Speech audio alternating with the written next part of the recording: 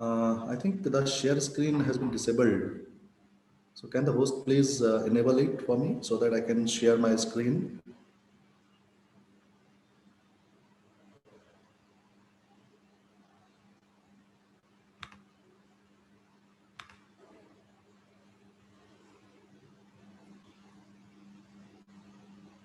Hello.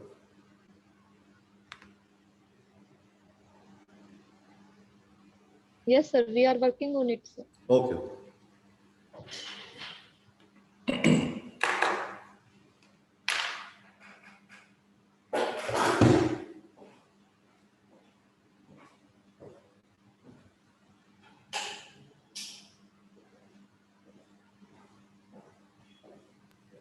Sir, now can you use your link? Please share your screen, sir.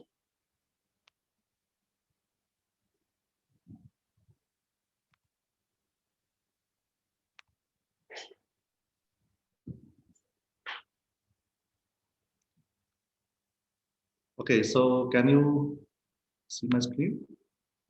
Yes, sir. Okay. So the agenda for today's talk is first I will just explain in brief the simplest way to get started with Python.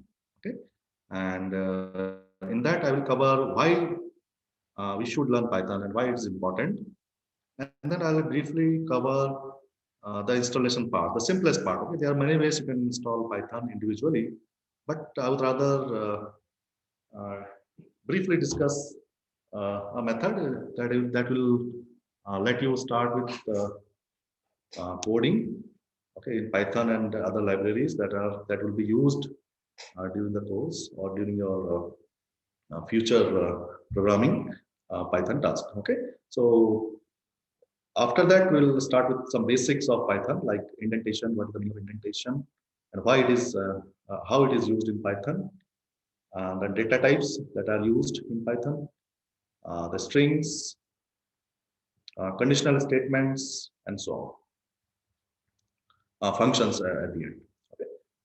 So just to let you know the genesis of Python, it was started by Guido van Rossum in 1991. He released the zero point 0.9 version. So he's the creator of Python, you can say, or the father of Python, or the one who developed Python. So he started with this Python because he was not satisfied with the existing languages. And we will see where Python is good at, and why you might think that he did, or he took the correct decision. Okay, and then he handed over the development of the future versions later on to Python Software Foundation. So there's a foundation called Python Software Foundation that is now concerned with the development of Python. It looks after all the development related stuff, whatever additions or modifications are needed in Python is all looked after by this foundation called Python Software Foundation. Right? So why should you learn Python? So basically, it's very easy to use. It's very easy to learn. It's very simple, almost English-like language, English-like syntax. That is the way of writing Python code is as if you are writing in English. It's very easily readable. Okay, anyone new to Python may find it very easy, and especially if you know some other languages, if you are exposed to another language, and then you will see that it is much easier to learn Python as compared to other languages. It is free and open source.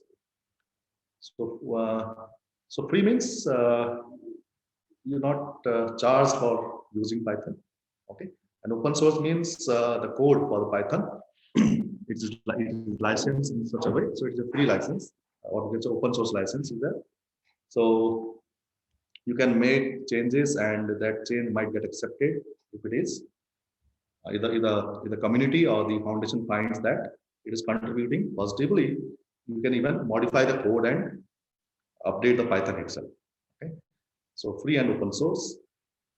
Then it has large set of standard libraries as well as external libraries.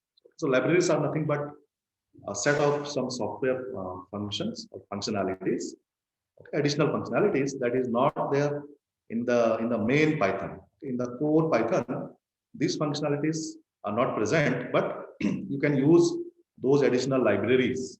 Just like in library, in physical libraries, you can access books which are not with you, which you don't possess, which you don't have. Right? You can just go there and buy and get the book from there. So similar is the case with here in the libraries.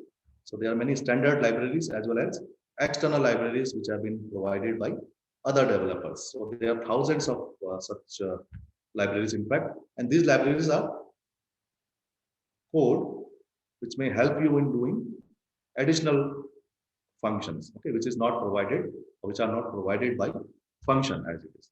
Okay, the core Python may not have these functions, but you can use these libraries, for example, maybe to plot graphs, to plot functions, okay, to draw nice looking graphs.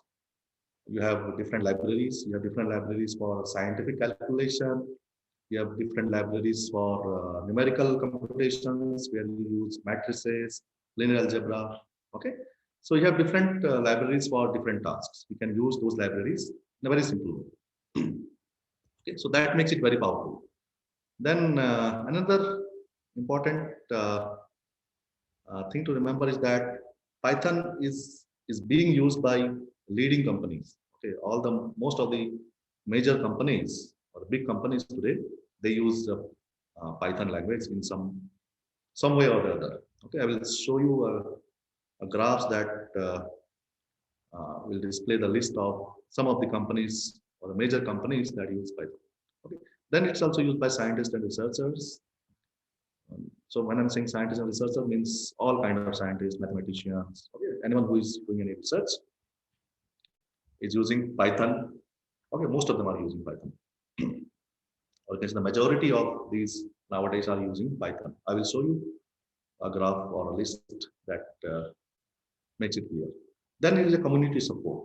Okay, so if you have any doubt, any clarification, or you are not understanding something, you just search on Google and you'll see a list of communities that are eager to help you out. Okay, so whatever questions you have, you'll get answer to that immediately or within minutes or hours, or you will find that many of the questions that are in your mind or that have come up while you are programming, those questions have already been asked before by some other beginner or some other programmer who is trying to learn Python.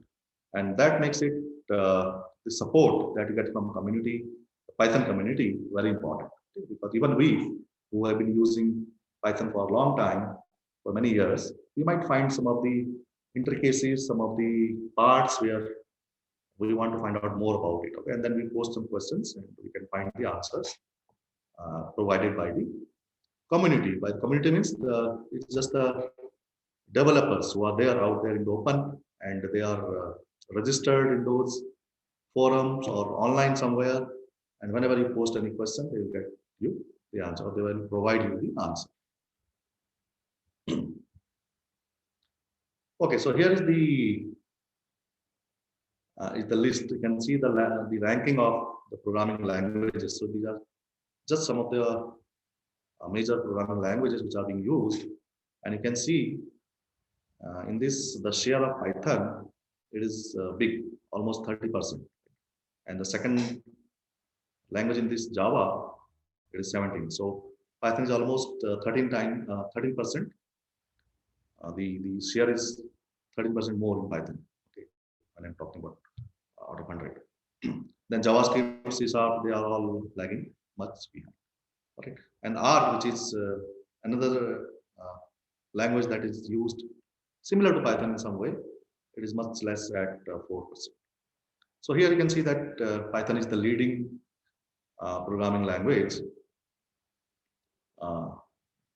by leading researchers or the programmers who are developing software. And this is the list of companies that use Python. So here you can see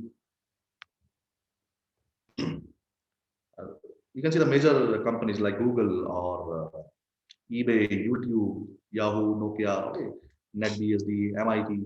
So big companies or big institutes, they are all using Python, NASA, okay, or Red Hat, or Linux and Firefox. So they're all using Python in some way or the other. YouTube, for example, has been using Python since the beginning. And Google also has been using Python. In fact, Google has a big hand in popularizing the use of Python, and it contributes still a lot in the development. So some of the examples where Python is used, some of the domains or the areas are like automation. So automation here, it means whenever you want to automate certain tasks, some tasks you want to just run themselves. Okay, so it's just write some code in Python, and that code will automate the process. Okay, the software, whatever software has to be called. Okay, so that will be automated. Then artificial intelligence, machine learning, okay, or data science in general, it's a big term nowadays. So when I say artificial intelligence and machine learning, it's like all data science, data mining, text mining, natural language processing. Okay, all these tasks where you want to extract some information or you want to find patterns in data, they also use Python in a big way. It's also used in web development as scripts, in server-side scripts and scripting, you can say. Image processing and audio video applications, scientific calculations. So there are a lot of them. Okay, so there's just some of the examples of applications where Python is used heavily. There are a lot of load of other applications. All right, so let me just briefly tell you one way in which you will be able to using which you will be able to install Python and other libraries quite easily. So what you can do is you can go to anaconda.com. Okay, so Anaconda is this Anaconda, spelling ANACONDA, anaconda.com, and you'll see there. Let me just. So you can go to anaconda.com and then click there, get started. So it will give you some link. You can click on whatever version. Most likely, you might be using Windows or Linux. So you can click on that and download Python for the appropriate whatever OS you are using. Okay, for example, in my desktop, in my laptop, it is a 64-bit Windows operating system. So I have installed the 64-bit version of Python in this. Okay, so Anaconda here is, you can say it's a collection of libraries in addition to the core Python. Okay, so many of the libraries, especially in machine learning, they are installed by default when you install Python. You don't have to change any option. So when when you install it, when you start installation, don't change any option. Just click the default options which are provided. It will automatically install Python and the associated libraries for you.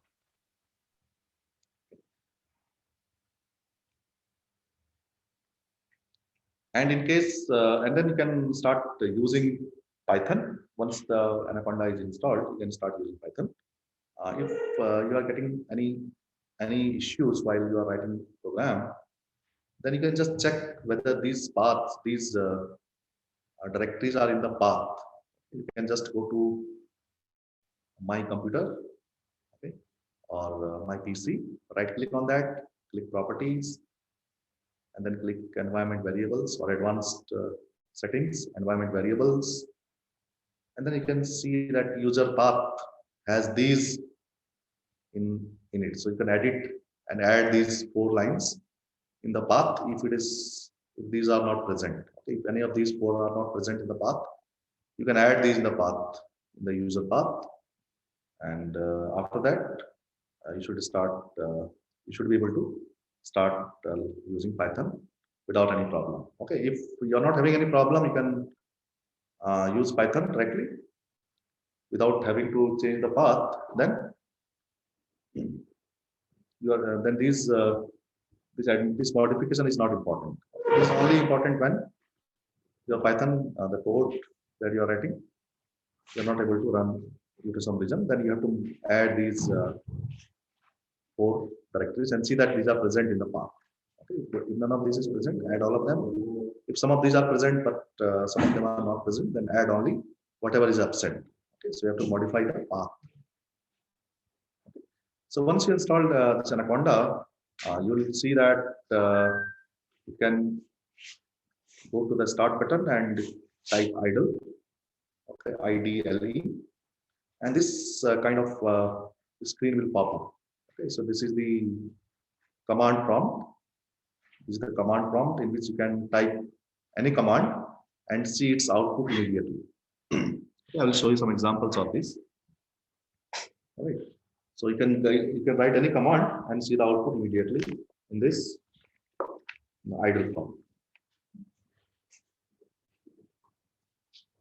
Okay, so let me just share the complete screen so that you know what I'm talking about. So just stop sharing this and share the whole screen.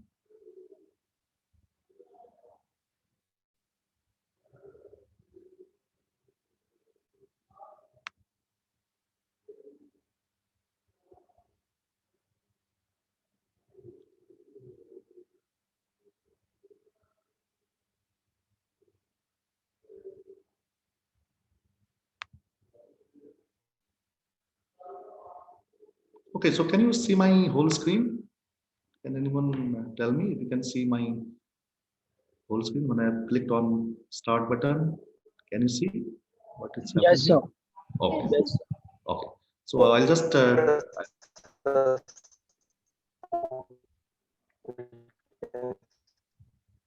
okay, I think someone is trying to say something. It's not audible. Please type your questions if you have any in the chat box. Okay, I will keep on looking at it periodically and we'll try to answer it. Okay, so so I just clicked on that start button, that start window button, and I'll just type idle. Okay, so because I've installed Anaconda already, okay, it takes some time. It takes a few minutes, so I don't want to spend those minutes here. So I've already installed Anaconda. I've set the correct path. Okay, and now I'm ready to run this idle. So this is integrated. Like just like you have IDE, development environment. So it is integrated development and learning environment. So I'm just clicking on idle, and here you can now see, you'll be able to see the screen that's called shell, Python 3.8.3 shell. Can you see it?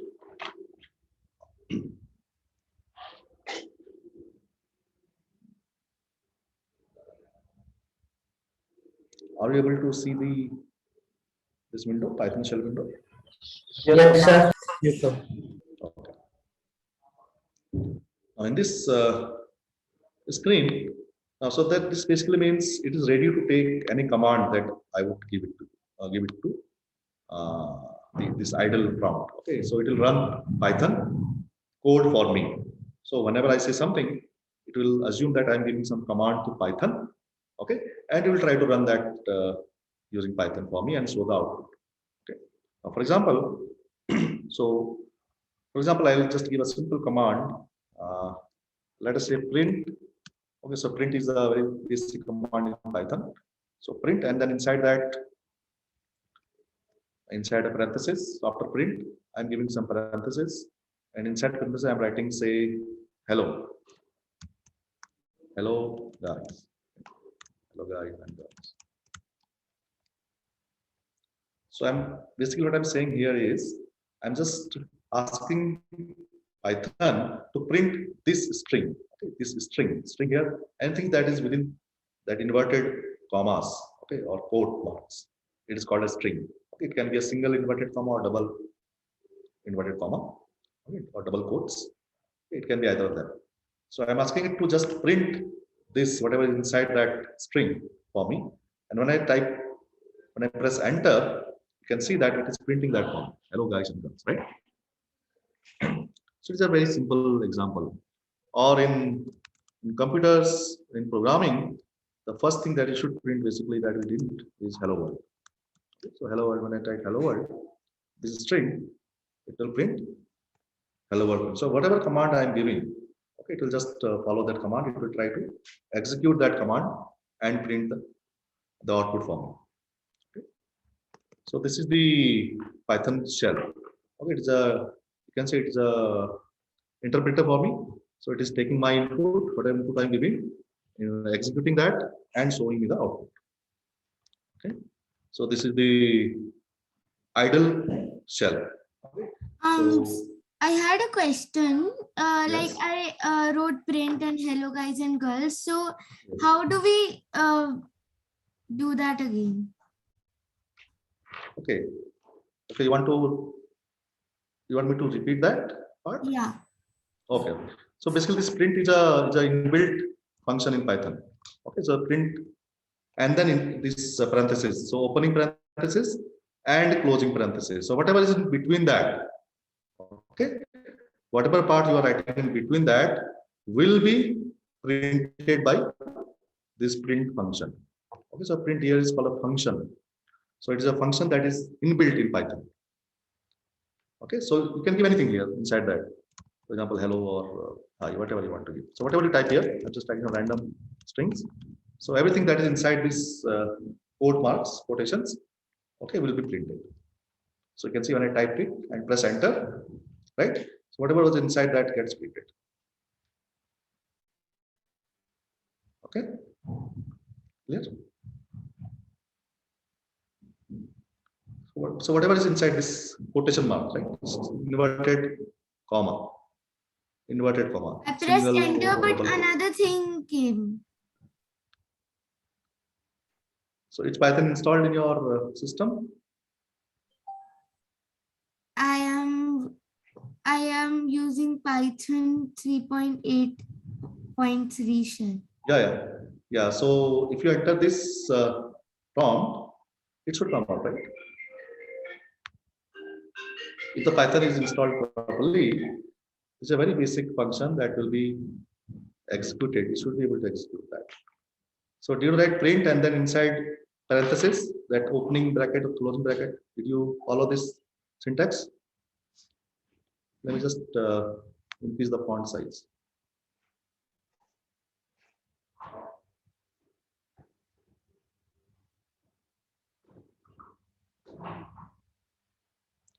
Let me just increase the font size a bit so that everything is visible a bit more. Okay, so I'm just increasing the size to say 16. So here print and then opening parenthesis.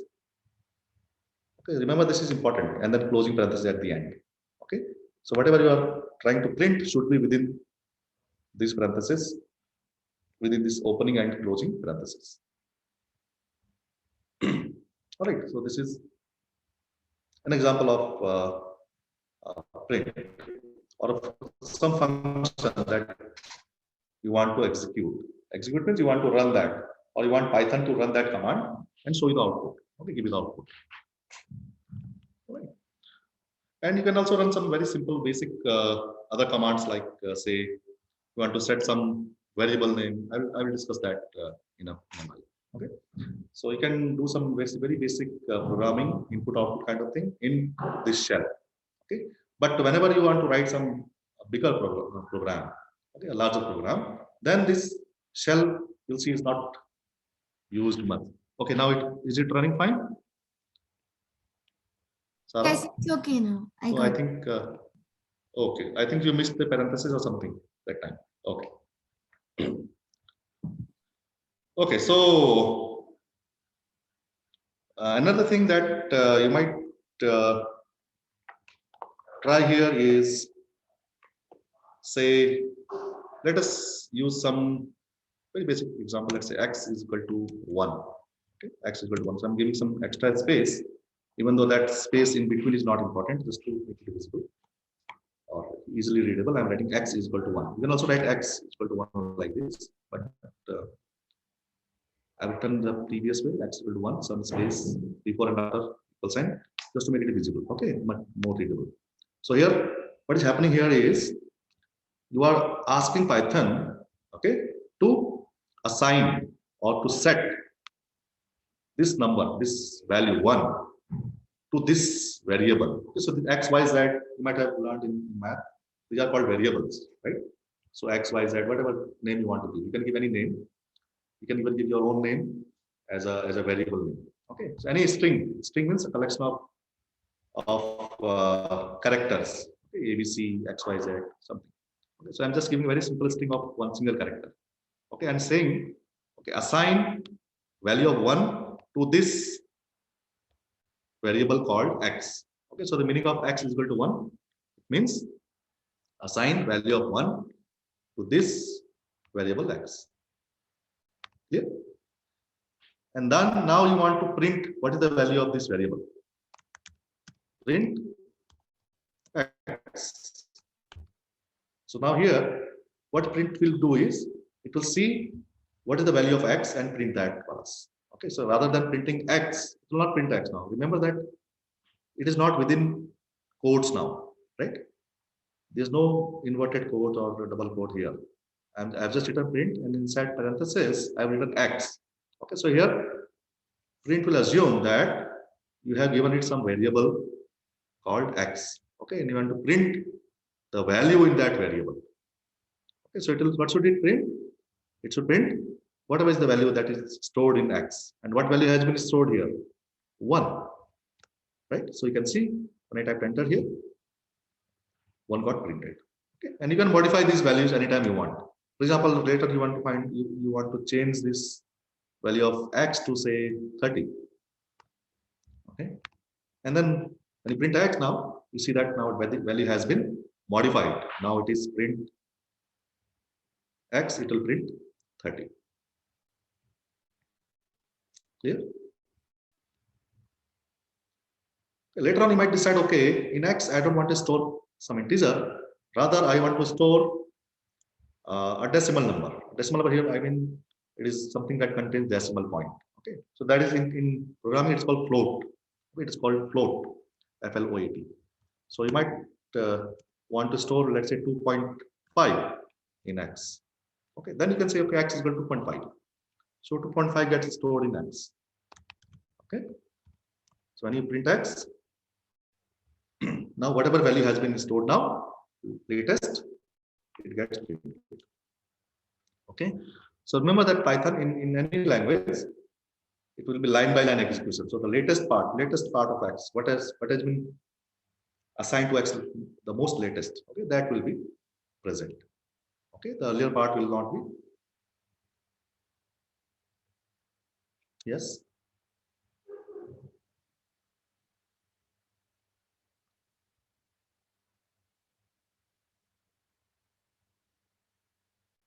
Okay.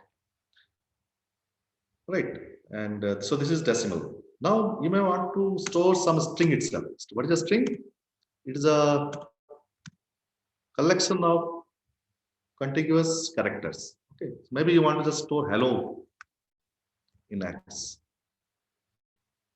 Okay, so any string is anything that is inside quotations. Okay, whether it is single quote or double quote, it does not matter. But if it is inside this inverted comma, that is single quote or double quote, it is considered as a string. So now here we are storing string hello in variable called X, right?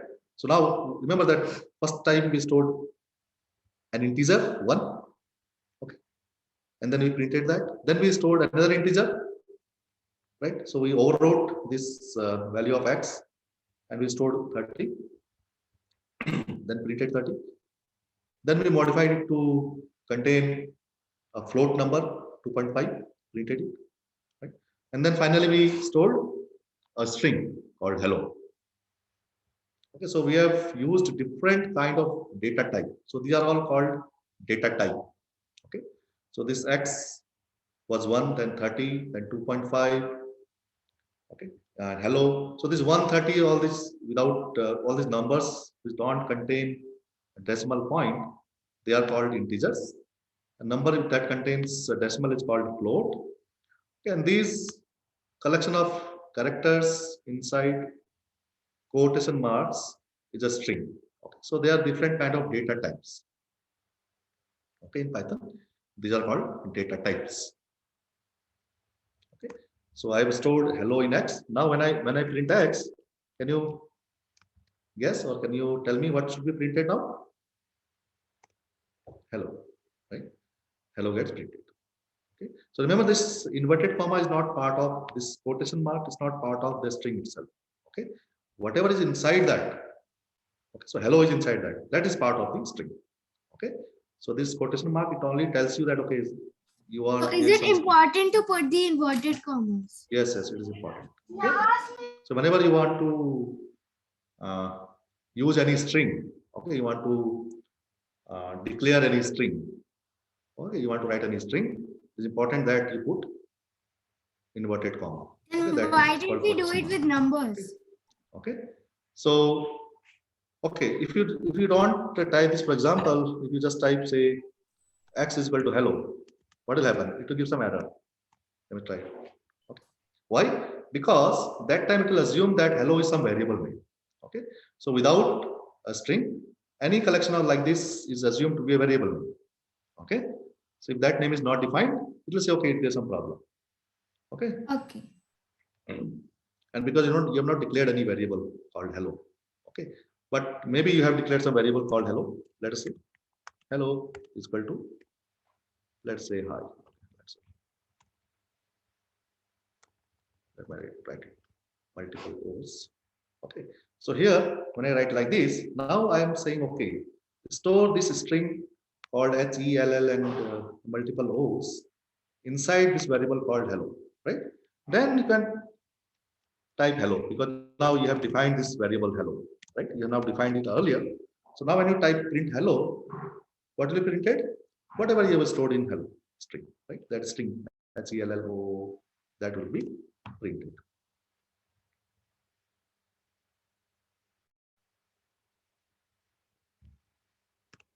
Okay.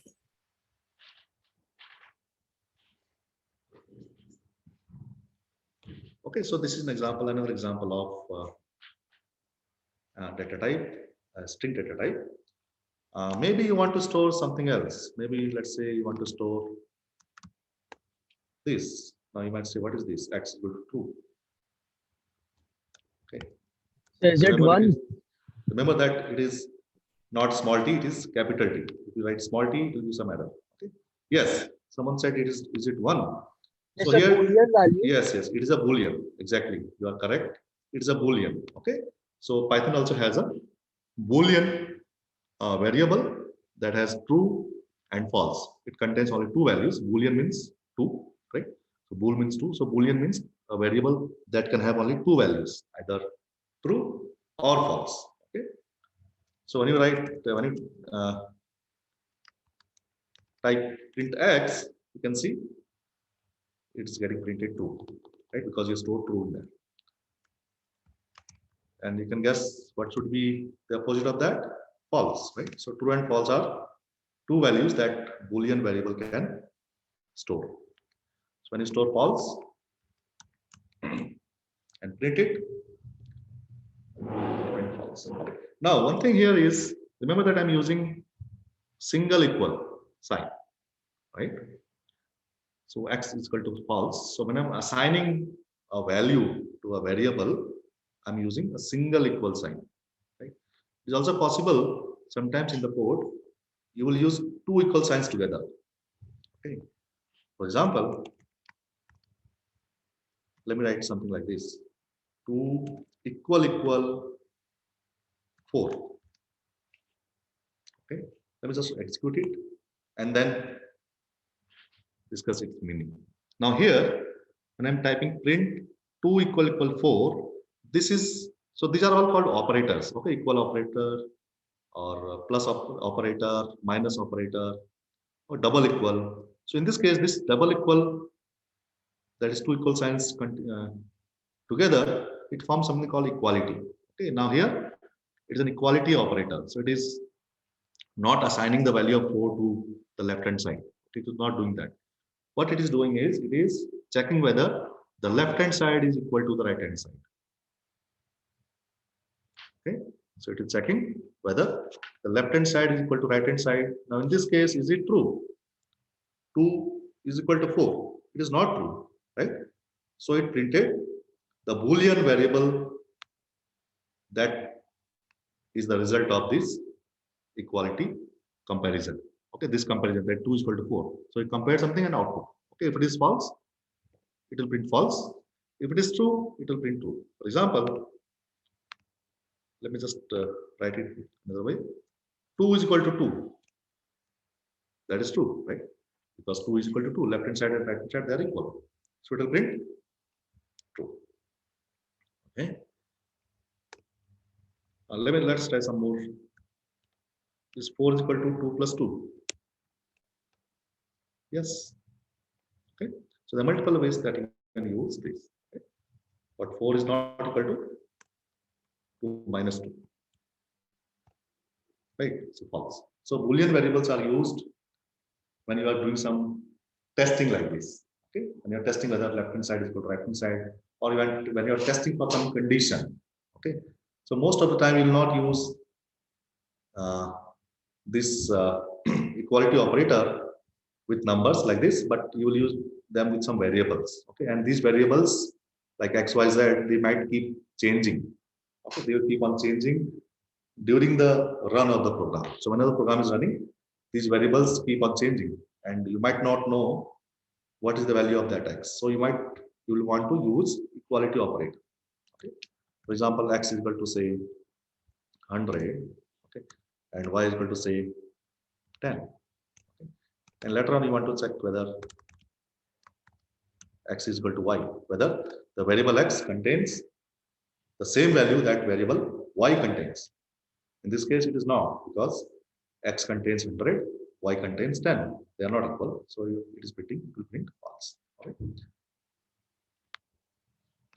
So is Python a case sensitive language? Yes. Python is case sensitive. Okay. So if you write, say, small hello, some variable called capital X, it is different from a variable called small x. Okay. Alright. And so for storing strings in Python, we need a single quotes, not double quotes. Yeah, you can use double quote as well. Okay, you can write something like, say, x is equal to. So you can use any of them. But thing is that I find single quote easier to type, because you only need one finger, Yes, right? yes. In double quote, you need 2 fingers and something. But you can use that, right? So for example, hello. This is also fine. Okay, so it is same thing. It will print hello, because hello, that string called hello has been stored in X. All right. Yes, sir. So this is about some of the data types which are available in Python. Okay, and using these data types, we can create more complex types, as you will see in the later sessions, starting from day 2 onwards. There are data collection of data can be used. Okay, so this collection of data may contain various types of maybe integers, floats, or combination of these in some way. Okay, so you can collect multiple kind of data or multiple types of data together and create some variable.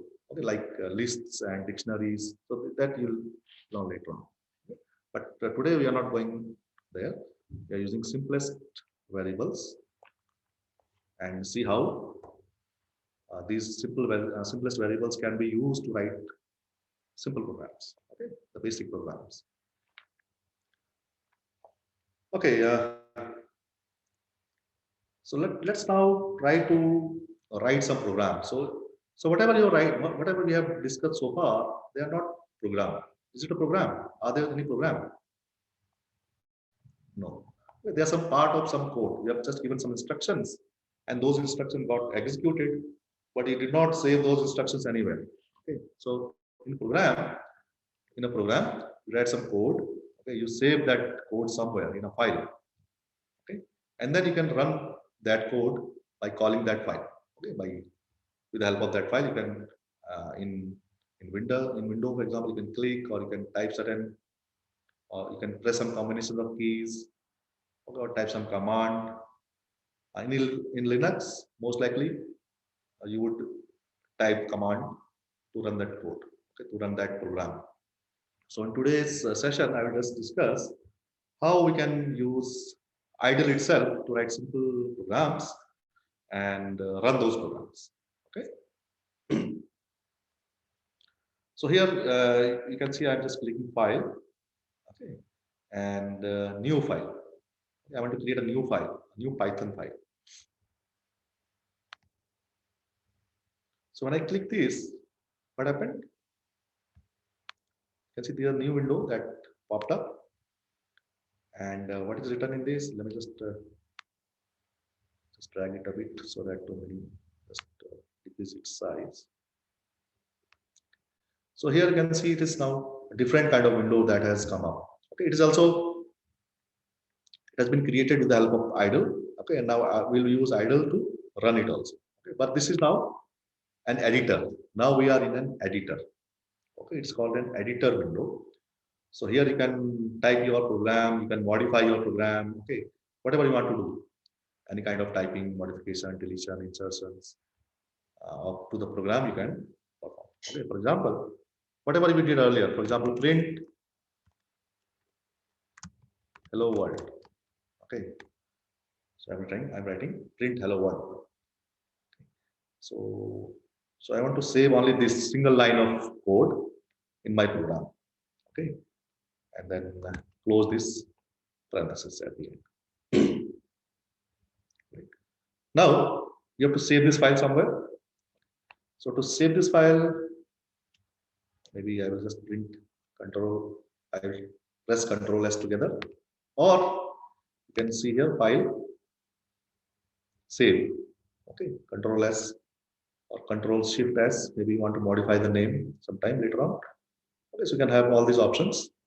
You can click suitable option, but I find it much easier and faster to just press the keys. Right, it's much faster to press the keys than using the mouse. So Control S to save the program, okay, because we have not saved this file. Okay, so I want to save this maybe somewhere on my desktop. I created a folder called Py for Python and WS for workshop. Okay, inside that I can give it any name. Okay, maybe I'll give it hello.py. Okay, so Python files, okay, they have this extension .py. Okay, in the simplest case, the Python program have this extension hello.py or this .py, and hello is the name of the file. Okay, so I'm giving this name hello, but you can give it any other name. You can write your own name, whatever you wish. Okay. So hello.py, but .py here is important. In idle, basically it provides the .py by itself, but if you are using some other editor, don't forget to add .py at the end. Okay, you can even use your own notepad or whatever other editor that you have been using earlier, and write the code there itself. Okay, using those text processing editors, but the extension should be .py. So which is a better development platform to use Python, VS Code or this the Anaconda editor, Idle? No, this idle is the basic learning environment, learning editor. Okay, it is not advanced. It does not contain many of the other features that other advanced editors have. Okay, so because we are just starting with Python and it is provided by default, it's a default editor. Okay, just to learn Python, and even write some small programs, simple programs. We can use this editor with no problem. Okay, sir. Okay, Sir, but yes. sir, we can also code it on Ubuntu, right? You So can use Ubuntu, Python on yeah. Ubuntu. So Ubuntu, yes, Ubuntu on Ubuntu OS you can code, yes. But in that you have to install Anaconda, of course, right? And then it will provide you this idle editor, idle environment for you, and you can use that. Or you can use VI editor if you have been using VI editor. Okay. If you have used VI editor or any other editor, gedit or Nano, there are multiple editors. Okay, whatever is suitable to you. Okay. These are just editors. It means you just write some code and modify accordingly according to your needs. Okay. So this idle is provided by default when you install Python, this Anaconda. Okay. So here I am saving this as hello.py. Okay, I'm clicking save. Okay. So this hello.py, you can see now on this window, this hello.py has been saved as hello.py. Okay, it's showing the location where it is saved. It is also showing me the version of Python 3.8.3, Python version. So till about a year back, the version 2.7 was also there, was supported. Supported means if you have any problem with that, the community will support that. It will rectify that problem. Problem means if there's some bug in the language itself, okay, then the community will support it. But now, for the last 1 year, I think it has been deprecated, and now Python 2.7 is no more supported. Even though you can use Python 2.7, but it is not supported by the community, by the foundation. Okay, so if some problem comes in the language, then do not get support from the community. But 3. Whatever onwards, 3.8, that is the latest one, or that is available with this Anaconda. This is the latest one, and these are all supported. Okay. So in this, and I will just also show you how to print this version itself after this program. Okay. So I'm writing this. I've written this code, print hello world. I saved the file. So now this file is saved. Now you want to run this. Okay. So you can see there's a run option on top, right? Run. And then there's run module. Don't worry about anything else, just run module. Or you can see there's also written F5. So remember this code F5. So whenever you are on, you have clicked this, you are on this, this window is active. Okay, this program window is active, and you press F5, you'll see that it will execute the code. Right? You can see hello world has been printed here when you have executed that code. Let's try it once more. Hello world, right? So whatever code you have written gets executed, and because this code, there was a single line in the code, that code got executed. You can have multiple lines, you can have multiple parts, print maybe high. Save it. Remember to save it. Control S, save it, and then print. Now you'll see that 2 lines got printed because in the program it says print hello world and then print high. Okay, so remember it is top down. It will start at the top, run that line, then go to next line, okay, or next block of the code, run that part, and so on, line by line. So if there's some part where it has a problem, it will stop right there, it will not continue further. Let us try it out. So here I've deliberately omitted the code or the codes, okay, and now it will assume that high is a variable name, right, which is not been defined. And then maybe I want to print one more, something, some random, some garbage. Okay. So here hello world, followed by some line that has some problem, and then I want to print some other value. Save it, Control S, F5 to run it. So here you can see what happened when it ran it line by line. The first line had no problem, so it printed hello world. Right, hello world got printed. But second line had a problem here. Print high. The high is not inside quotes. Right? Assume that high is a variable. So we'll say high has not been defined. Right? There is no variable called high. So it will immediately give error and stop. It will not continue further. Okay, so any point in time where Python finds there's some problem with the code, it will stop right there. It will not go further. But it will execute all the lines before that. Okay. So that is why, for this reason, Python is also called interpreted language. Interpreted language. Interpreted. Okay.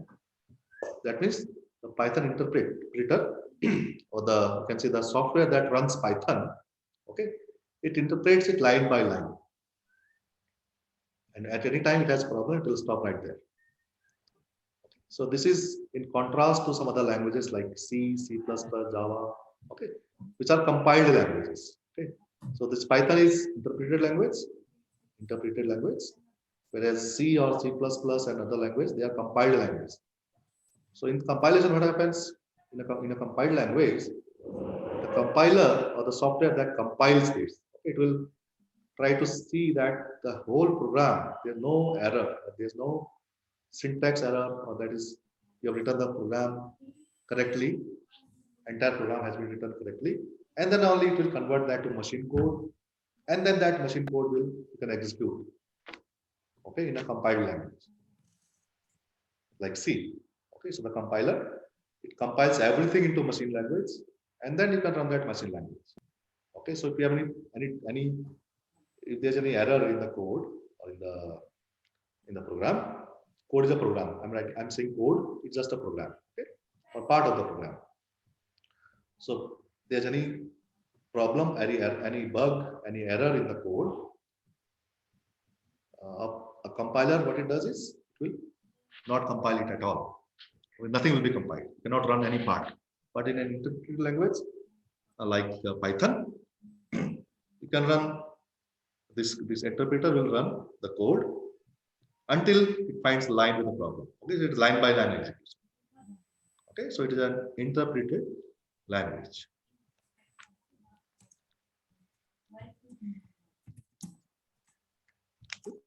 So let's modify this slightly, the code. So rather than just typing hello world and so on, let us use some variables. So x is equal to 10. So maybe just want to print this variable called x. Okay, you can have any number of empty spaces in between. It does not matter. Okay? Python does not care. It will just discard all these empty lines in between. So you guys can see that when I ran this, it printed 10. Okay.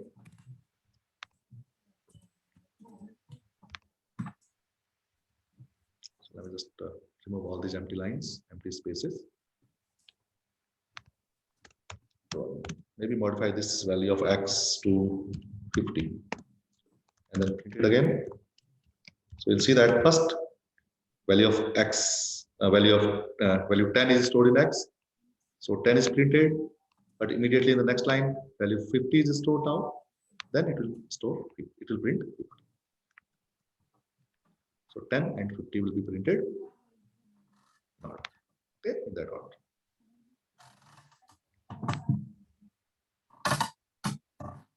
Now maybe you want to define another variable called say y and assign it another value, say 50. But now you want to print the sum of x and y. Okay, so print x plus y. You can do something like this, x plus y. So here Python will know that okay, you want to add the value that is stored in x to the value that is stored in y. So whatever x contains and whatever y contains, these two values will be added together and will be printed. So x plus y, you can see here, 60 is printed.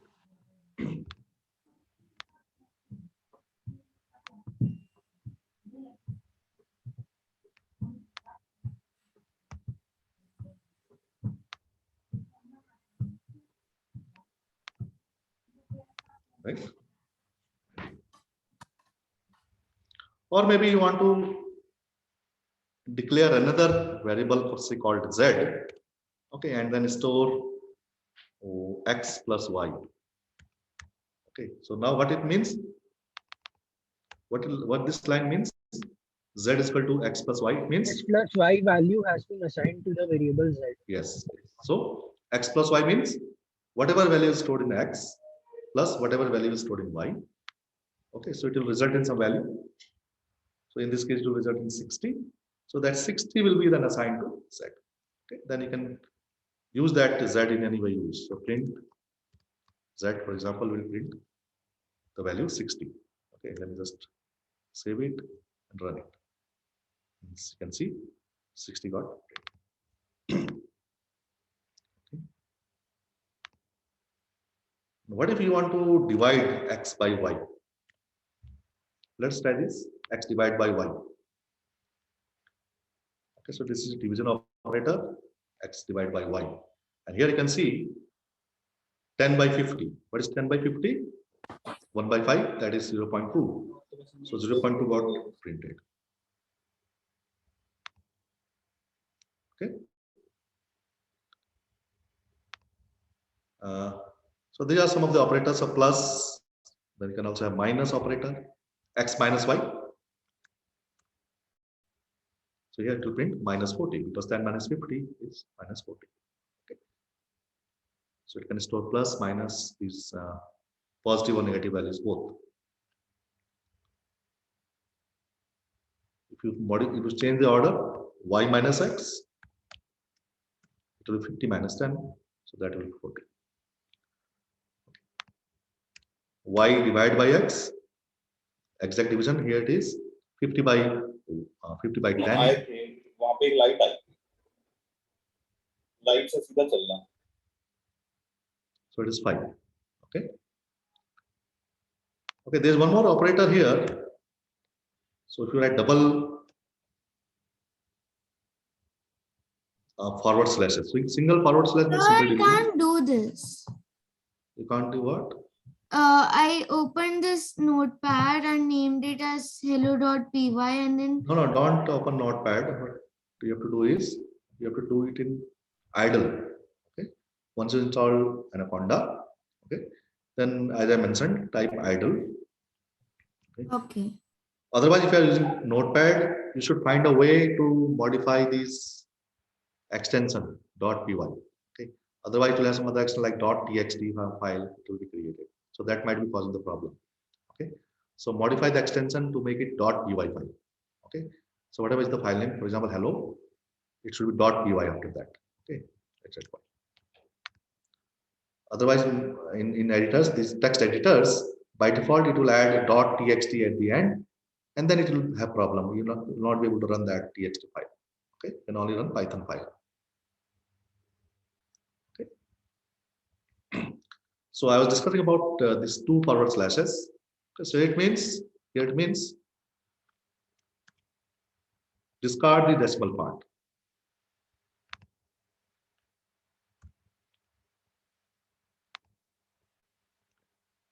Right. So in this case, it is not evident because it's 5.0 and 5. But let us say it was instead of 50 or instead of let's say it was 40. Not 40. 45. Okay.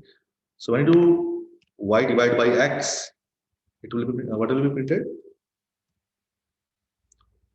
4.5, right? But when you do double division like this, divide, that is two forward slashes, then it will only print whatever is before the decimal part. Okay, it will only store 4 in Z. Okay, that after whatever is after the decimal will be discarded. Okay, so 4.5. If you use single slash, but if you use double slash like this and try to run this, you will see that only 4 will be printed. Okay, 4 dot whatever was after that will be discarded. There is another operator called modulo or remainder operator. Or remainder operator, what it does is it will divide y by x, okay, and return the remainder. Okay, so in this case, what is the remainder? When you divide y by x, so 10 fours are 40, so remainder is 5, right? So that remainder is then stored in Z, and that is getting printed. Okay, let's take an example. Let's say y had a value of say 6. Okay, so y mod x. So this percentage operator here is called, it is pronounced as mod. Okay, so y mod x, modulo operator. Okay, in mathematics is called modulo. So y modulo x here is 45 modulo 6, or in other words, what is the remainder when 45 is, or that is when y is divided by x. So when 45 is divided by 6, what is the remainder? It is not exact division, so there is some remainder. So what is the remainder? It is 3. Is it 3? Okay.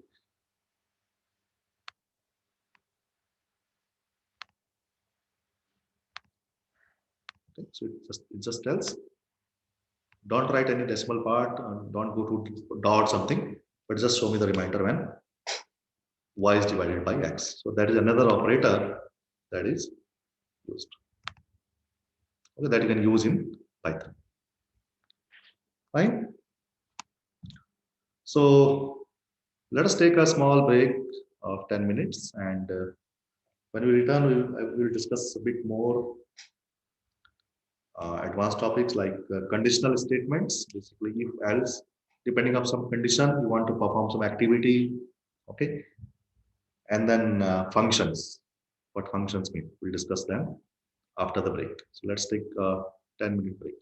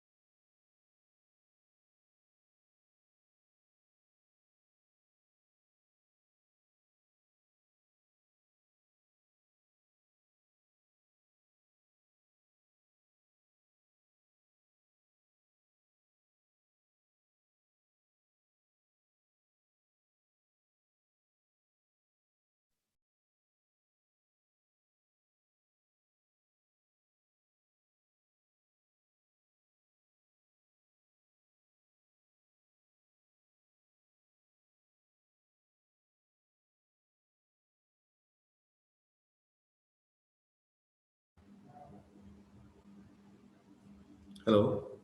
Okay, so let us continue with our introductory session. So, am I audible? Can you hear me? Yes, sir. Yes, sir. Okay. So, is there any doubt so far, whatever we have discussed?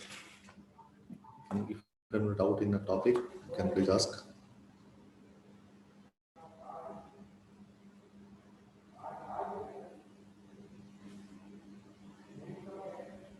So, how many of you have already used Anaconda before or Python? Me. Okay, some of you have used. That's good. Those who have not used, so please install it. Okay. Because in later sessions, there are some examples in libraries like SciPy, NumPy, Matplotlib, okay, and even some advanced machine learning stuff. So in that, you will see that if you have Python installed, you won't have to install many other libraries. If you have Anaconda installed, then these all libraries which are required will be installed by default. Okay. So they are called data science libraries. And if you are only using, if you're not installed Python, but rather installed, if you're not installed Anaconda, but you have used Python installer, then you have to install those libraries or those packages separately. Okay, because Python, when you install just Python, only the core Python will be installed. Okay, but when you install Anaconda, core Python along with it, other libraries, other packages which are required in data science, okay, they will also be stored. Okay. And it is much, and your life will become much easier if you use Anaconda installer. Okay, so let us continue. So I hope so far everything is clear, the operators and other things. Okay, now in Python, sometimes you might want to write some comments. Comments mean some part of the code that should not be executed, that you don't want that part to be interpreted by Python. You just want that part there because in the future, some developer or some reader of your code might get confused and he will read that part of the file, okay, and get some help maybe. Okay, he will be better. He'll be able to understand your code better. Okay, for example, you may want to write some string, some English language sentence, and write it as a comment. Okay, so these are called comments. Comments means these are the parts which are in the file. So they are not they are not parts of the executable code. Okay, but they are part of the file, Python file. So in Python, use a hash character. Okay, so beginning, if anything is has hash, after that, whatever is after that will be assumed to be part of the comment. Okay. So it is comment after that, and this will not be executed by Python. Okay. So for example, this is a comment. So whatever, you can write anything you want in that comment. Okay. This comment will simply be discarded by the interpreter. The Python interpreter will not execute this because it knows that there's a hash here. And after that, everything is a comment. Okay. So if you want to print something, for example, let me just write this. So you can say it just printed that, it will just discard this comment. Okay. This is how you write any comment. So you can write a comment even after this code. So whatever follows this hash will just be discarded. Okay, so I wrote another comment after print hello in the same line. I wrote another comment. So whatever came after this hash, okay, including this hash, everything will be discarded. When I saved it and run, you can see again the same thing happened. It only printed hello because this part was this hash, and the following characters are simply discarded. Okay, so this is comment. Now there's something called conditional statements. So now what I'll do is I will just write the topic that I'm discussing inside a comment. Conditional statement or statements. Okay, so let's say x is equal to 10. Let's see. Okay, so I've stored value 10 in x, and then I'm checking whether x is equal to 10, and if it is true, then I'll perform some activity, something. Okay. So this if is the part of this conditional statement. Okay. So if then followed by the condition, whatever condition you want to check should be within, not within. So if not here.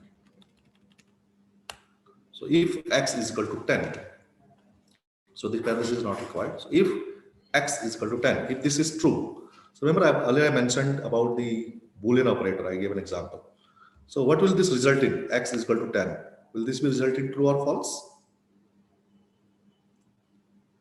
So true.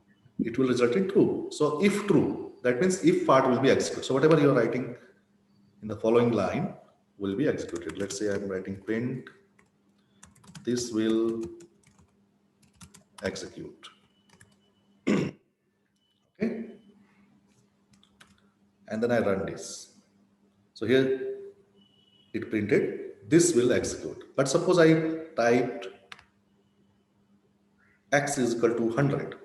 It's checking whether x is equal to 100, which is not true, right?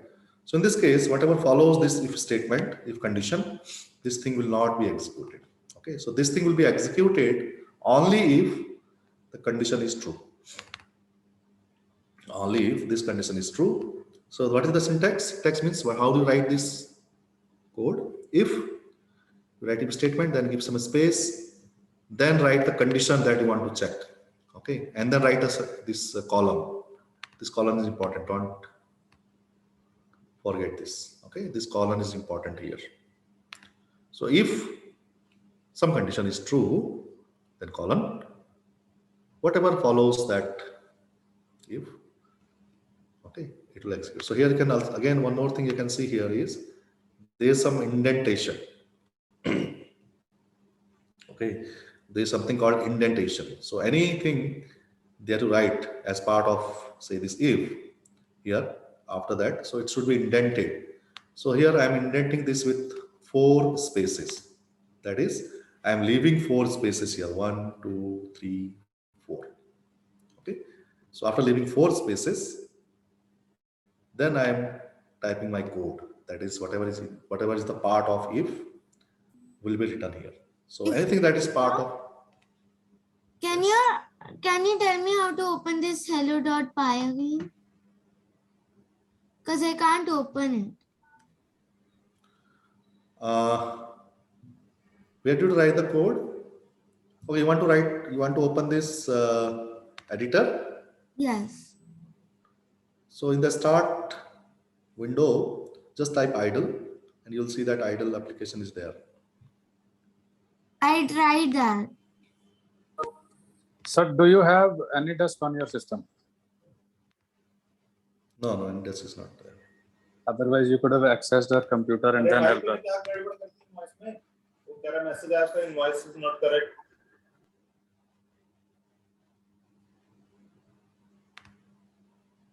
Okay, so am I not audible? Is my voice not clear? The voice is clear.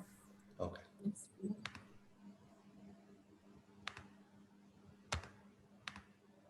Okay, fine. So you have to go to, if Anaconda is installed properly, then go to this start button, that Windows start button, and then type idle. Okay, you will see that idle application there. Click that. Okay, so that will open this idle, this Windows for you. So idle shell will be opened, and using that you can open this editor as well. Okay, if it is not possible, then open any editor, but make sure that the extension, okay, that file that you save, the extension is .py. Okay, make that sure. Okay, if you are able to make the extension .py, okay, then any editor will be fine. Okay, but these editors like idle, because they are written for Python, they will make these things like indentation much more easier. So example Can here, you show it by opening on your computer? okay.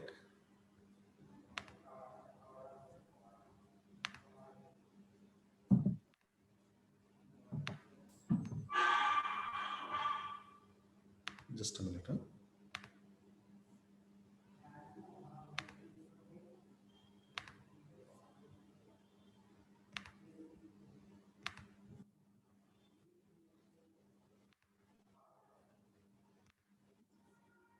So here, can you see the start button?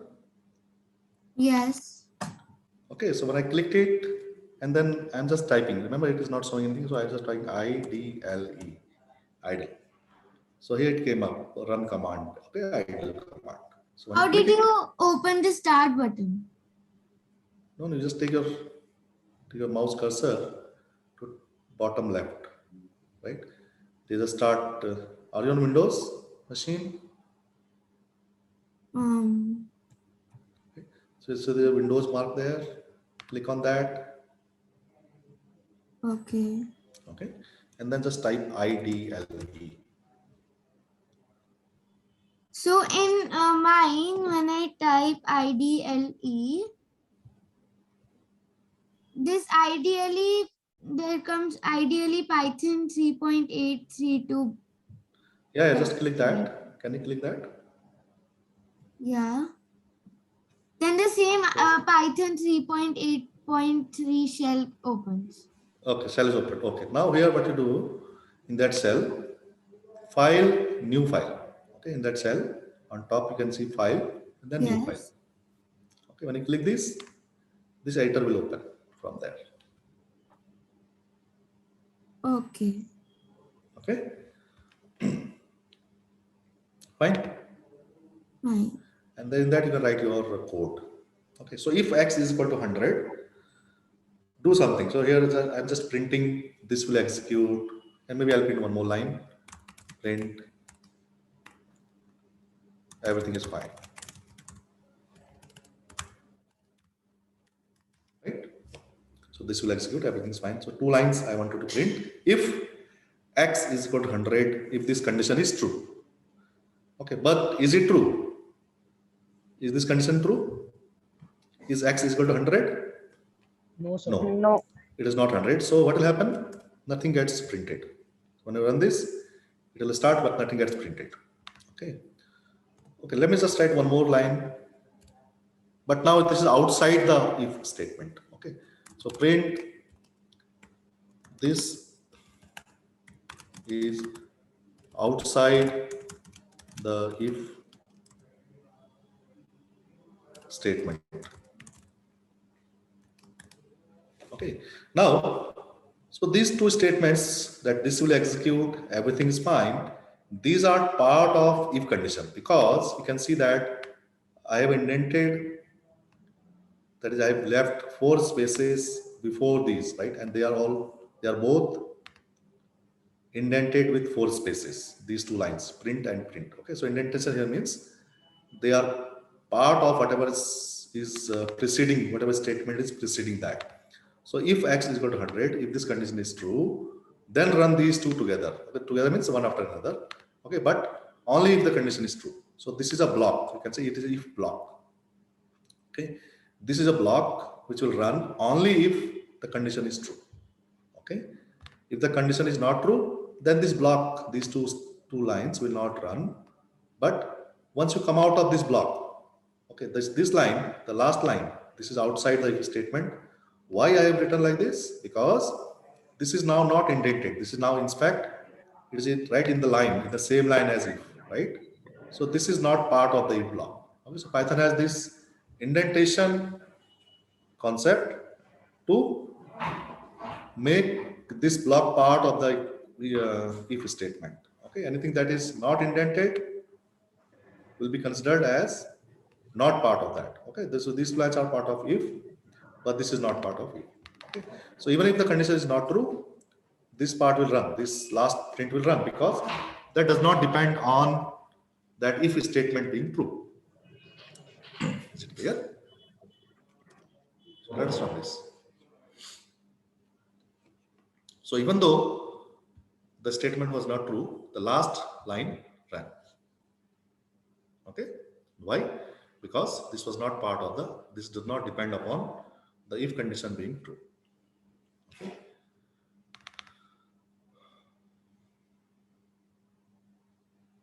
But let's say the if condition was true. So if x is equal to 10, so I've just modified the code. The condition is if x is equal to 10, double equal sign. Remember, there's double equal sign for equality check. So x equal 10 means check with if x is 10. The value of x is 10. It is 10, right? They are same. X contains 10. So it is true. Now in this case, what will happen? What will be printed? It will print. This will execute. Now because this condition is true, so it will enter this block. It will enter the if block. Okay. So it will print the first line. This will execute. Then it will print second line. Everything is fine. Then it came out of the for loop. Okay, there is an empty space, empty line. It is not necessary to keep this line, but I just kept it for easy readability. Okay, you can have it like this. And then outside of the if condition, this code will always run because this is outside the if statement. Okay, it does not depend upon the if condition being true or not. Okay, so whatever code is indented will only run when the condition is true. Is that clear? So let us run this. Now in this case, the condition was true. So both these line of code, they got executed. And the third line, the last line, will anyway execute because that is not part of the if statement. Fine.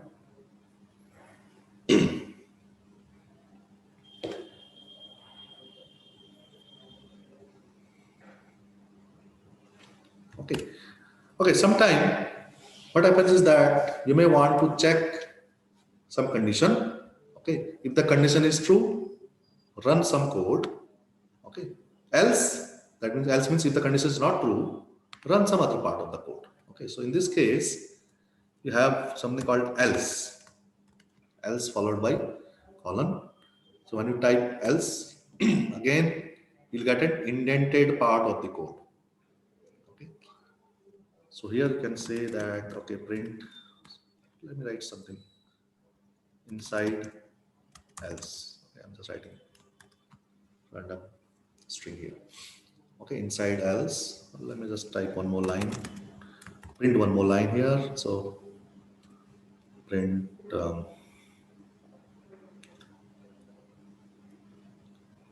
something, let's say hi. Okay, so now what will happen now? If the condition is true, then run this block of code. Else means if the condition is not true, then run this part of the block. Okay, so there are two blocks now. One is if the condition is true, run this block. Else, run this block. Okay, so there are two parts. Okay, now in this case, the condition is true that x contains value 10. So 10 is equal to 10 is true. So this part will run. This will execute. Everything is fine. So this block will run. Else part will not run because else part only runs if the if condition is false. Okay, if this condition is false, then only run this part. Let's run this. So here x is equal to 10 is true. This condition is true. So it ran this part of the code. This will execute. Everything is fine, right? So these two lines ran fine. But this else part it did not run because the if condition was true and this if part got executed. Okay, so only one of these will get executed. If the if condition is true, the block that is in the if part will run. If the if condition is false, then only this else part will run. So let's make it false. So let me check for if x is equal to 100. Okay, remember that x contains 10, but you are not checking for, you are checking this condition that x is equal to 100. Okay, so is this condition true or false? Now this condition is false. So if some condition, this condition is false, so obviously this part will not run, this block will not run because the condition on which this part or this block depended upon was false. Okay, that condition is false. So else part will now run. Okay, so else So inside that, I've just written 2 lines. I'm just printing 2 lines, that is inside else and high. So let us run this now. So you can see when I ran this code, what happened? The else part, whatever code was inside the else block got executed. Okay. So we can have more lines after that. Okay, either part of else or outside the else. So there may be some part that is not. There's some code that is not part of if else statement at all. Okay, some random. I'm just writing some garbage values. Okay, so this last print statement, it will run anyway, right? It does not depend upon this if else. It is not part of if else. It's just part of the program. Okay, it's outside the if else blocks. So this part will anyway run. It does not depend upon if or else condition. Okay, so when you run this, what will happen? The program will start from the beginning. First line here is a comment. It gets discarded. There's a blank line. The next, the value 10 gets assigned to variable x. Then if condition, checking for whether x is 100, which is obviously false here. So this block will not run. The if block does not get executed. So else block will run. So else block contains 2 lines, that is inside else and high. So these 2 lines will run. And finally, this line that print hello and some garbage value, this will run anyway, right? Because this is not dependent upon the if condition at all. So when you run this, you can see because the if condition was false, so else part will get executed. And after that, this line will anyway get executed. Okay, the last line, that is hello, ASFS, whatever, that garbage string, that gets printed. Okay, so this part will get printed anyway. So even if the condition is true or false, either it is true or false, it will run. So let's make it true now, and we'll see that the last line will get printed anyway. Okay, but the blocks before that, that is the if block or else block, they depend upon the condition being true or false. Okay, if the condition is true, if block runs. If the condition is false, else block runs. Okay, and after that, anything that is outside that, okay, that will run. It does not depend upon if else condition. Any doubt so far?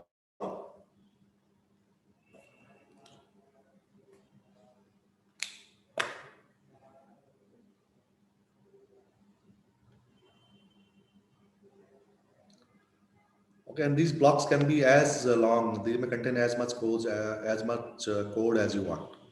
Okay, it is not necessary that they contain only 1 line or 2 lines. Okay, they may contain 10 or 100 lines. Okay, but those lines, if they are say if it is part of if block, then those lines, those 100 lines, if you return, they'll only execute if the condition is true. If the if condition is true. Okay, else this will not run.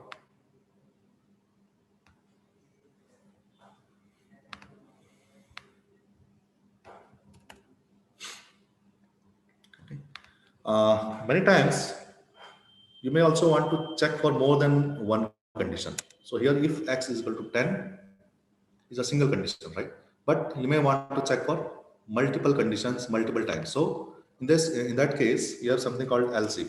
Okay, so in Python, else if is written as elif. It is shortly written as else if and then followed by some condition. Okay. So let me write x is equal to 100. If x is equal to 100, then this will execute. Okay. Then else if some other condition.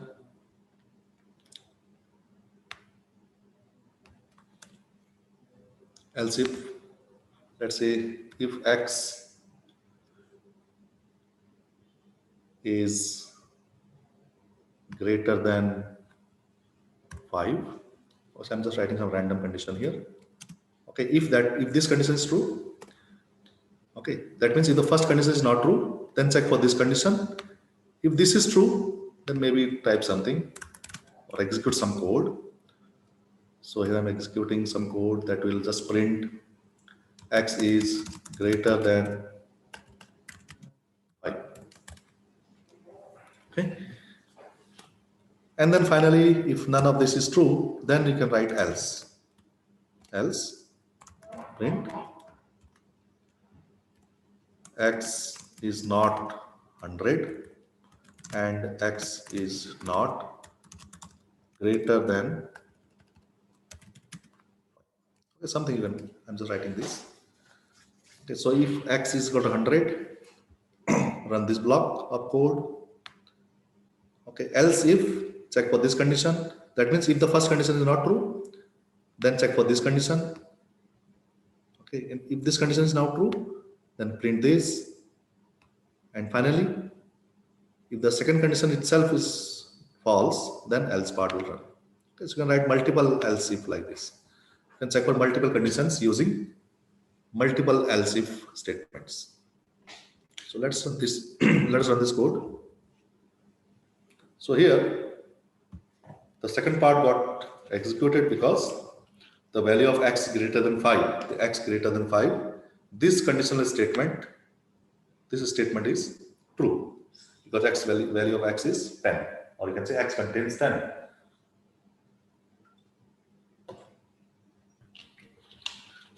And 10 greater than 5 is true. So this statement got executed. But now let us say x contains not 10, but say 2. Now what will get printed? Can anyone answer? If x is 2 or x contains value 2, then what will get printed now? So the third statement. Third statement, right? The third Because- statement. Exactly. So third statement gets executed. That will x is not 100 and x is not greater than 5. So this statement gets executed. So instead of else if, we could have also used that if x is equal to 100, then so and so statements. Then again, if x is greater than 5, then so. Then what is Yes, the yes, you can use do of- you can do multiple if else like that. Yes, it is true. But there's a difference, right? So in this Yes, case, what is the happening? utility? Yes. So what the difference here is that this else if part, it will only run if the first part is false, right? In the other case, when you are writing multiple if statements, right, then they are all checking independently the value of x. So the code will take more time to run. So it is not beneficial. Not only more time to run, but also the logic will be different, right? Here, what is happening when I write else if x greater than 5, what it means? It means x is not 100, but x is greater than 5. It means this thing, right? Yes. If we have only if x greater than 5, then it will only mean that x greater than 5. It may be 100, it may be 101, it may be anything, right? So there are two different conditions. Sir. Clear? Okay, now in this case, so the third part ran as you mentioned. So x is not 100 and x is not greater than 5. Okay, so you can also have multiple else if like this. I think I should not. Let me just cover one more. So else if x less than 10, then print. Let me just print some garbage. Okay. Now here what it does is it checked whether x is 100. If not, check if x is greater than 5. If not, check if x is less than 10. Okay. And even if that is not true, then finally it will print something. Okay, now here I'll just change this string. Some garbage, other words. Okay, LA or something. So now what will print? What will get printed now? Now Third statement. third point, right? Because if x is 100, x equal to 100 is false. So else if x greater than 5 is false again. Else if x is less than 10, yes, this is now true, right? So this got. Okay, so you can think about multiple cases in which you can use this if else conditions. Okay. Sir, under what condition will the last statement be printed? What would be the value of x for the last to be printed? Yes. So what if say okay? So in this case, I have just written what if x is okay. In this case, I think the logic itself is not correct. Okay. So it's just some example. Okay. Maybe you can modify the conditions here so that last statement gets executed. Okay, got it, sir. Okay. These are just for telling that okay, else if can be done. Okay. Maybe you can modify this condition else if x is greater than say 50, x is less than 20, something like that. Okay. All right, so the last topic for today is the functions. Okay, so these functions in programming language, they contain some code that you would like to run again and again. Okay, you may want to call certain part of the code. Okay, so some set of or some collection of statements that you may want to call multiple times. Okay, for example, let us say you want to calculate, say, sum of two numbers. Let's take very simple example. Okay, so let's say you have two variables, say x equal to 1, y is equal to 5. Okay, and then you want to store the sum of x and y in z. Okay, so this sum is something that you want to run again and again, multiple times. You want to calculate the sum of x and y and store in. So I'm just taking simple example, but it will normally they are very, very complex part of code. Okay? There will be multiple lines in the functions. In a function, you'll have multiple lines of code. Okay, so this is a very simple example. So in this case, let's say you want to take sum of x and y or two variables and store them in z, and then print that value. Print z. Okay, so if you run this like this, 6 gets. Now suppose you want to sum some two different numbers, two different variables. Then what will happen? Let's say you want to print sum of say 10 and 20. So you have to modify x equal to 20, y is equal to 50. So two different variables. Okay, so here x is now 20 and y is now 50, and then they want to take sum of x and y. Obviously, you can just directly write x plus y, but I just want to show you where this function can be used. Okay, so z is equal to x plus y, and then you print the value of z, right? And so on. So basically what I want to show here is that this sum. Okay, obviously sum here is very simple mathematical statement, but it may contain, but in your real life code or in your program, the functionality that you want to provide may not be simple sum, but you want to provide something more complex. But that part you want to run again and again. Okay, not just sum, but some, let's say, average or mean or some other calculations, a mathematical formula that you want to calculate multiple times in your code. Okay, so in that case, it is not, it does not look good and it is not efficient to type that code multiple times, right? So here, for example, I'm typing this x plus y multiple times. Or if you want to calculate some formula, you want to type the whole code. If you are using that formula say 100 times in your code, you have to type those lines that are calculating the formula that 100 times, right? If the formula takes say 4 lines of code, then those 4 lines of code will get repeated 100 times if you are using that that formula 100 times, right? So rather than that, in programming languages, there's a concept called functions, and Python also provides that functionality in which a collection of statements, okay, you can write them as part of a function. So you can give any input to a function and get some output. Okay, so give any input to a function and get some output. So here, let me just write the simple code here that will just return sum of two numbers. Okay, so in Python, you write def for definition. So define some function. Let's call it my sum. Okay, x comma y. So what it means is, this is your name. My sum is your name. Okay, it's your function's name. You can give it any name. Okay, provided that it is not some internal function that is already provided by Python. Okay, so you can give. So that's why I'm writing my before sum. Okay, and then inside that you can calculate the value of x and y, or the sum of x and y, and return that. So I'm just return x plus y. Okay, it's a very simple function that just sums the value of x and y and returns that sum.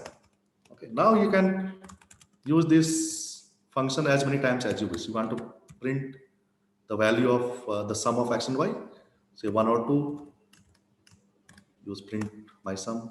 Okay, you want to sum, or you want to add say 20, 100, just call this function, print that. Okay, So what it means is, even if this function is much more complicated, it might be doing something much more complicated. Okay, you don't have to repeat that code multiple times. Rather than that, what we are doing is we're just calling that function by name. So my sum, and this function takes 2 arguments.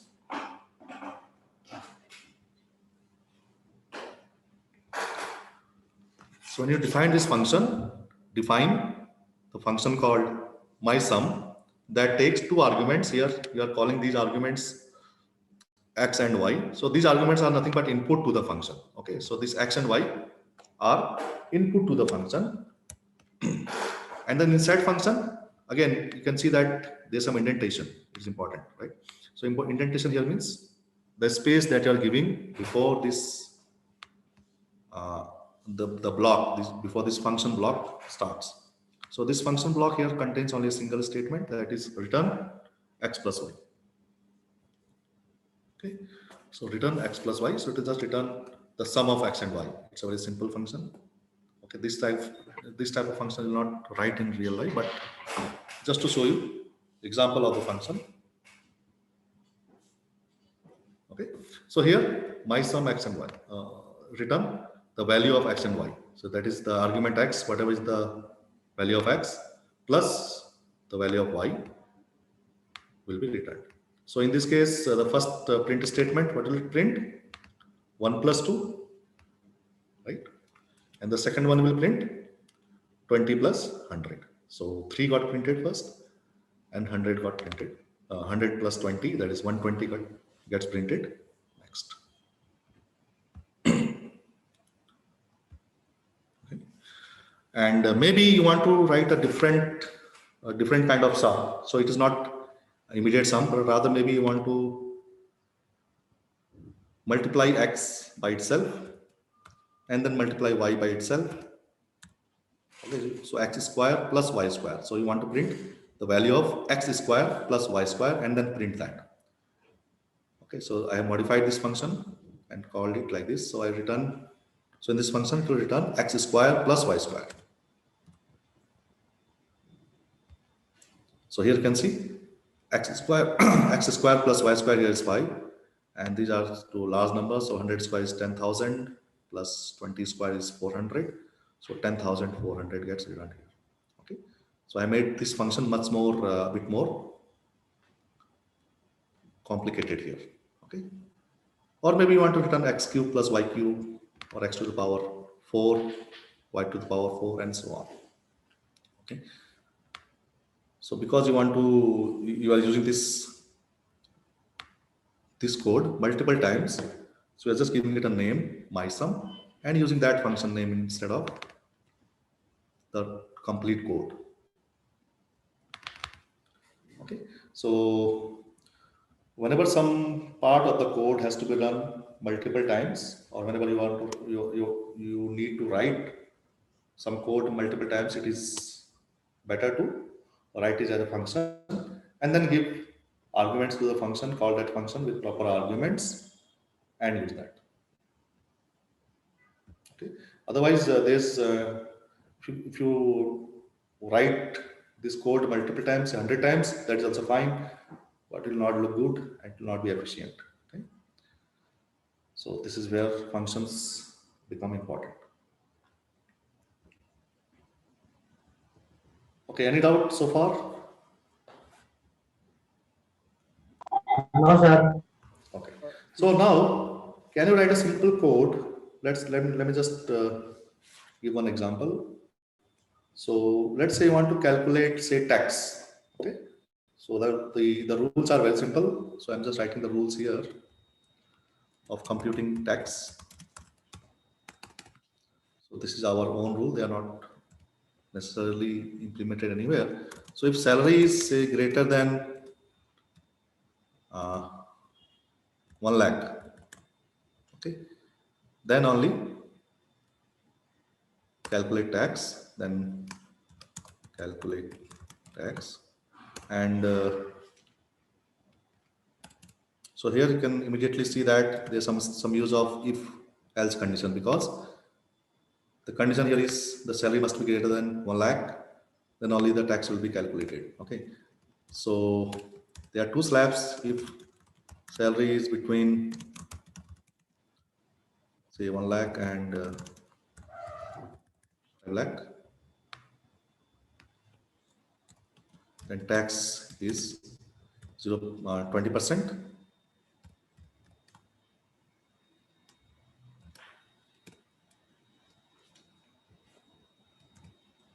If salary is greater than 500,000, 5 lakh, then tax is 30%. Okay. So that is taxes on the excess. Okay, that is the excess amount beyond 1 lakh. Okay, so both the condition, both the statement, it is on excess. That is up to 1 lakh, there is no salary, there is no tax. Yes. Sir, then how does this Python takes user input? Yeah, there is an input function for that. Okay, but in Python normally what you expect is you expect that the input will be from a file. Okay, but that will be discussed later on. Okay? But normally you can write the input sys.input. There is sys of module for that. Okay, that we are not discussing today, but there are option for that. Okay, sys.input. Excuse me, sir. Yes. Sir, like how do you comment the whole paragraph, like a bigger part of the code? Not Yes. just a So line. yeah. So in Python, there are two options. Either just use hash, okay, in all the lines, or there is another option that is not exactly for this, but you can use that. It's called triple quoted string. Okay. Okay, right, sir. Yeah. So triple quoted string can be used. So you can write the multiple lines within triple quotes, either triple single quotes or triple double quotes 3 times. Okay. So this will be multiple lines comment, or this in effective will be multiple line comments, even though the real intention of this is different, but you can use like that. Okay. So here this is a multiple lines comment. So for example, if salary is say 2 lakh, so what is the excess salary beyond 1 lakh? It is 1 lakh. So the tax will be 20% of 1 lakh, that is 20,000. If the salary is say 60,000, 6 lakh, then The tax is 1 lakh. yeah, if the salary is 6 lakh, then the effective the tax will be the salary is 6 lakh. So 1,50,000. Now, so till 1 lakh there is no tax. Then for 1 lakh to 5 lakh, Oh yeah, it is okay. 20%. So it is slabs. Okay, I'm not returning in detail, but it is slabs. Okay, tab slab Okay. and the slab.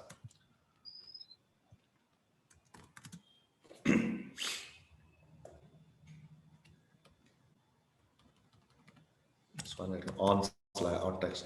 Just to make it clear, on salary.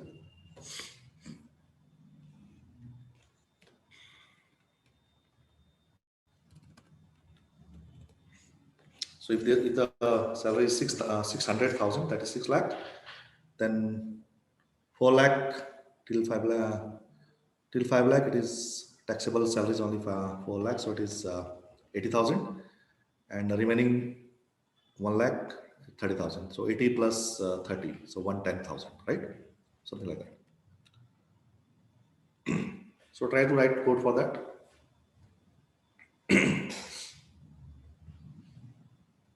So you may have to start in reverse. Okay, so if the salary is say greater than 600,000, then tax will be equal to how much? 80,000, because 1 lakh to 5 lakh, it is 4 lakh taxable, and 20% of 4 lakh is 80,000. So 80,000 plus whatever is the excess, that is salary minus 5,000. Oh, sorry, salary minus. The salary is greater than 5 lakh, then salary minus 500,000 into 30% of that. Right? So so let us write two variables. Salary is equal to some variable that will fill up. Let us say 650,000. So if salary is greater than 5 lakh. What is the condition? Yeah, salary greater than 5 lakh. Then tax. Tax is equal to Seriously, sal tax is minus 0. So tax will be equal to how much? Sal sal minus 50,000 500,000. into 500,000. 0.3. Yeah. So into 0.3 0.3. plus how much? Yes. So there's also one more slab that you have missed out. So there's one more thing. So for that 20% will also be applicable, right? So that is 20% of 4 lakh. That is 80,000 is also by there by default, right? Yes, sir. Right? 80,000 for slab until 5 lakh and then beyond that, right? Is it clear? Yes, sir. Else if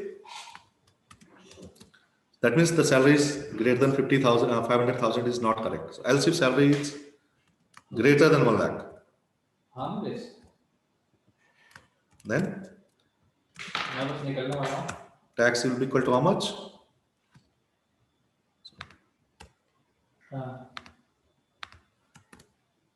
Don't miss the column.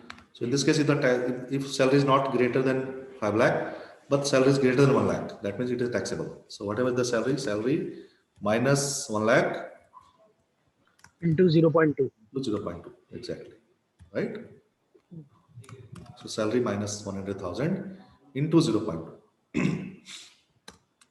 Okay, else there's no tax. Okay, so you can finally print whatever is the value, whatever is the tax. Okay, so I'm not writing anything, just writing tax here. So initial, when you have salary is equal to say 6 lakh. So you can see the tax got printed 110,000 because until from 1 to 1 lakh, no tax. 1 lakh to 5 lakh, there's a tax of 20%, that is 4 lakh into 0.2, that is 80,000. And plus beyond that, you have only 1 lakh access. So 30% on 1 lakh is 30,000. So 80 plus 30 is 110. So 110,000. Okay. And if salary is 650,000 again. So you can see that what is happening is that for multiple, if you have to use this multiple times, okay, you might have to use this part of the code in your program multiple times. So it is better to just write it in a function. Okay, so try to write it in a function. That is, for example, you can call this compute tax. Okay, it takes any variable, single variable, that is salary, and returns the tax. Okay. So why did we start from the higher salary? Because the logic that there made sense, right? Because if the salary is greater than 500,000, then it is just 80,000 plus something. Okay.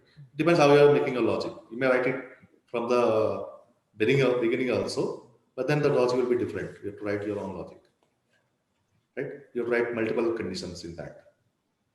That is, if salary is greater than 1 lakh, but salary is less than 5 lakh, right? Then something will happen. Else, if the salary is greater than 5 lakh, then something will happen. You can write like that also. That is okay. In my case, I wrote like this. So there are multiple ways of writing, of calculating salary and taxes like that.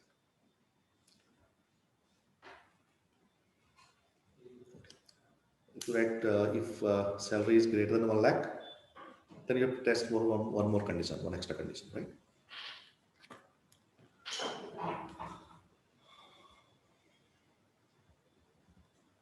Okay, so this is about functions. So let's stop for today. Okay. So if you have any doubt, you can ask now. Any doubts? Otherwise, we'll stop.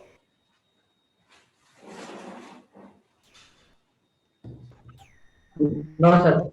Okay. Okay, so thank you very much.